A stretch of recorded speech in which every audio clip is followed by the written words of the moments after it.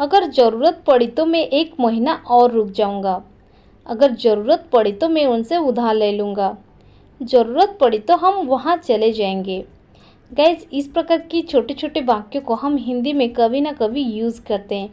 आज के इस वीडियो में हम इन सेंटेंसेस को इंग्लिश में सीखेंगे। आपने नोटिस किए होंगे इन सभी सेंटेंसेस में एक चीज़ कॉमन है, वो है अगर ज़रूरत पड़ी तो। अगर ज़रूरत पड़ी तो इसे हम इंग्लिश में कहते हैं if need be. If need be. चलिए इसको यूज़ करने की कंप्लीट स्ट्रक्चर देख लेते हैं। पहले आपको लिखना पड़ेगा इफ़ नीड बी, इसके बाद एक छोटा सा कॉमा लगाना है। इसके बाद आपको लिख देनी है कंप्लीट सेंटेंस जो आप बोलना चाहते हैं। अगर आप चाहें तो सेंटेंस को फर्स्ट में यूज़ करके लास्ट में आप यूज़ कर सकते हैं इफ़ नीड बी। चलिए कुछ एग्जाम्पल के मदद से इसे और भी बेहतर समझ लेते हैं। अगर ज़रूरत पड़ी तो मैं 1 महीना और रुक जाऊंगा। If need be, I will stay for 1 more month. If need be, I will stay for 1 more month. Or you can say, I will stay for 1 more month if need be.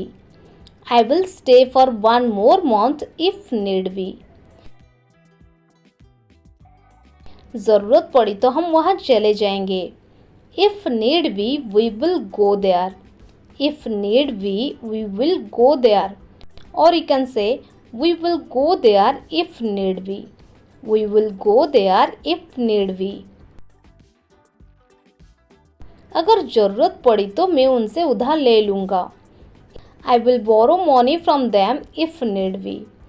I will borrow money from them if need be. Or you can say, if need be, I will borrow money from them. If need be, I will borrow money from them. अगर ज़रूरत पड़ी तो मैं सुबह से रात तक काम करूँगी। I will work from morning till night if need be. I will work from morning till night if need be. Or you can say, if need be, I will work from morning till night.